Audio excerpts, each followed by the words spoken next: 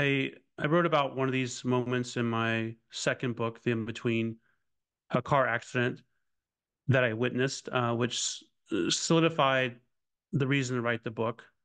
Um, because like we said, like I said, with people get hyper focused on a goal, and in that moment, there's a blue car and a black truck, and the blue car went through the intersection, and the black truck T-boned it, and it's a pretty serious accident.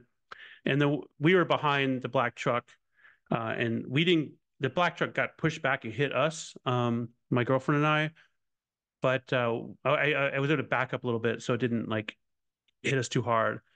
And it's right after the accident, this woman got out of the car, and she had like glass falling off of her. Looked like her leg was broken. She was in shock, and I'm not sure where she was walking to, but my girlfriend, who's a nurse, and we got out, and we're the only two people that got out of our car to help at this busy intersection. Everyone else just sat in the car, like filming it. And she caught the woman before the woman like fell to the ground. And I asked the guy in the truck if he was okay. He was all right. And then the woman, the only thing she cared about was calling her husband. She kept screaming to call her husband, and she didn't have her cell phone with her, so she gave me the number, and I called her husband on my phone and kind of relayed the scenario, and in as calm a manner as I could. I've been in sort of these situations before, and then let her talk to her husband. But it's just interesting, like in that moment, she thought she wasn't sure, about her life. The only person she cared about was her husband at that moment. It's like all the other things, the distractions we make up in our life, they all just like disappeared. So that made me want to write the book. It solidified the writing on that topic. And then the thing that I found interesting and also a little bit disturbing was only one person out of probably 20 cars in the intersection got out and asked if they could help. And I asked her to call 911. Everybody else, they just sat there in the car. And I'm thinking, man, as a fellow human being, if I'm in an accident, I hope somebody will come out and try to help me, like I did and my girlfriend did and the other woman. But other than that, people just acted irritated. They were filming the car on their cell phone or filming the scene. And yeah, that was the reason I wrote the book. And I felt like a voice, told me like this is what I need to write the book about. So that's one moment. Something I struggle with for the majority of my life. I've always felt alone, and I was invited to by a shaman to do this ayahuasca ceremony in the jungle of Mexico. And I've never been someone to just go try something without having some intentionality behind it. And I felt like, the shaman invited me. He saw something in me that, because not everyone gets invited to these things. It's like invite only. It's not just like an experience you can sign up for. So I went to this ayahuasca ceremony. You had to wear all white. It was super formal. It was a Brazilian type of ceremony. It was all in Portuguese. So we had to sing in Portuguese. Um, and the women were on one side, the men on the other. You had to do these certain dances in a certain order, like a certain pattern to keep the eating like evil entity from clinging on to you, because the whole idea with ayahuasca is supposed to open like your portal to God. Um, so it was very intense, and I did the ayahuasca, and I didn't think anything was happening, but then I started feeling weird and went outside the temple. It's like a temple in the jungle, and the irony is this thing that I have the biggest trouble with in my life is feeling alone, like nobody understood me. And I was there with a handler because my first time, people don't know what's going to happen. And my handler somehow got separated from me. So I'm literally in the jungle, away from this temple, by myself. And, throwing up a little bit. And, because looking at the ants crawling on this tree and everything. And while I was there by myself, ironically, like this voice just told me that I'm not alone. And then, like, immediately, there was somebody behind me. They came up to me and gave me like a tissue because I was throwing up. So it just, yeah, it just solidified that no matter, for me, how alone I feel I am, I'm never really alone. And I didn't really feel that way before the ayahuasca. It's still something I struggle with a little bit. It's not like it was a light switch that went on, on all of a sudden. But that was a very powerful moment that made me realize, even in nature, like I remember uh like touching a tree like once, and I could kind of sense like what that tree had witnessed the whole time it was there. It was like this weird connection. So yeah, ever since that experience, I've never felt alone. That's such a powerful teaching. I read a lot of books on plant medicines and Mhm. entheogens. So just because, I mean, I've never really done any, but I am interested in the intersection between, I went to seminary, I have a master's of divinity, but I grew up reading science magazines because I love science. So where do those Mhm. two disciplines meet, science and religion? And so you could say, what happened through this plant medicine, ayahuasca, which, you could compartmentalize and dissect, right? Oh, it's the certain chemicals in the plant. Scientifically, you can kind of dissect that. But then the experience that it opened you up to, how do you quantify that? How do you dissect that? And those experiences are really there. Sometimes there are no words. You cannot find the words to describe it Mhm. because Yeah.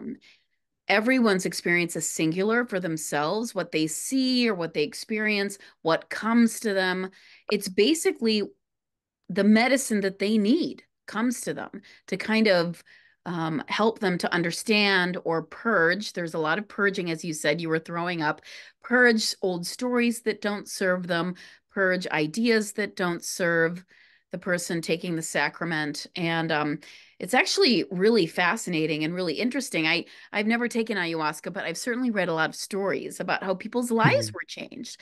And it is really essential to have a teacher or a shaman who knows what they're doing and is there to Mhm. actually heal people, who has intention and integrity and is there to kind of facilitate the plant and what it wants to say to each participant. And I mean, I love that you shared that you felt alone because I felt like that a lot. I mean, I felt like an alien in this world. I'm like, I don't understand what's going on here. Like a lot of this world Mhm. doesn't make sense to me. And I think a lot of people feel that way. And I was just reading this really interesting. I don't know if you know who the author Philip Pullman is. He wrote an incredible series of books. He's a physicist in England, but he wrote these nonfiction books. Golden Compass was the first one. They made it into an absolute disaster of a movie. Don't watch it. You'll weep for how bad it is. But he was an atheist. I mean, he's a physicist at Oxford, I believe, or Cambridge. Anyway, he wrote this series of books which just took over the entire world. And I Mhm. just read this incredible story. He's no longer an atheist, and he believes in panpsychism now, which is that everything is conscious, everything Mhm. is talking to us, everything is sacred and has legitimacy. And he said, I would 20 years ago forget it. I would have never, but he had a couple of experiences and he said they came upon him when he wasn't expecting it. And he said for 20 to 30 minutes, he could feel that he was connected to every single thing in the universe. And it felt like he couldn't explain it, but it was so powerful. And he's like, how do you have the words to kind of even say what this feels like unless someone else Yeah. experiences something similar? It's beyond, but it changes his entire life from atheist to now believing in panpsychism. And he's like, it's my experience. Take it or leave it, but this is how I operate in the world now. And I think having these experiences are so important, whether it's, suddenly without plant medicines or with plant medicines, it helps us to understand a different level of reality and our place in that Mhm. reality, and it can change everything. Yeah, I agree. And for me, it's I've tried other plant medicines. I mean, that's one thing, but I've had other experiences which something told me an entity told me to do something. A voice inside my head. Like I remember in Hawaii, I like Hawaii. I was hiking this Mauna Loa. the mountain there. I was going this hike, and I normally hike super fast because I'm after that big goal we talked about. I'm like, I'm going to tag the summit and get back as quick as possible. I'm going to track it on my watch, and that's normally my modus operandus is to go as fast as I can and get it done. But for some reason, that day I was hiking. There's a big rock there, and it's a rock you could sit on. And this voice just said, "Sit on that rock." And I'm like, "Why do I want to sit on this rock? I just started the hike. It's like not even a quarter mile in." But I paid attention and I sat on the rock, and I kept wanting to get up, but something kept me on that rock. And then the distance, I saw somebody walking up, and pretty soon they're like sitting on a rock across from me.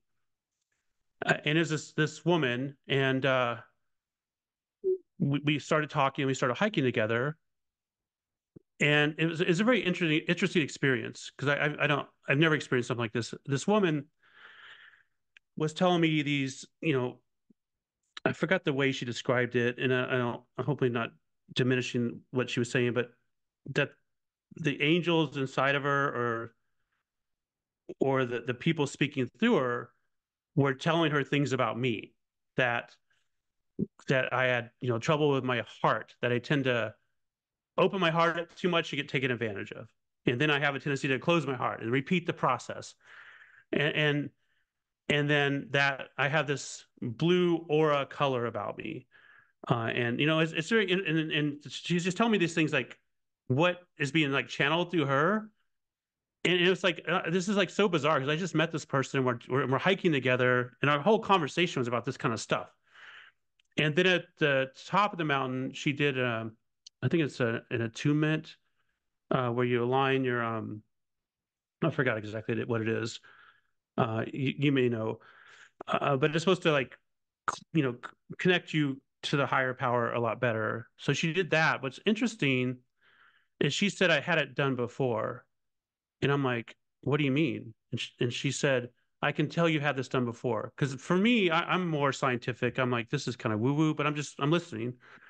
And I said, yeah, actually, I went to this retreat in California with a shaman, and they did an attunement there, I think it's attunement there. And she said, yeah, I can tell. And I thought, wow, this is bizarre. Uh, so anyway, after that whole experience, I just had a different respect for listening to that voice in my head, because she told me that my purpose on the planet is to be a healer. And I'm like, I don't even know what that means. And she said, you'll find out someday.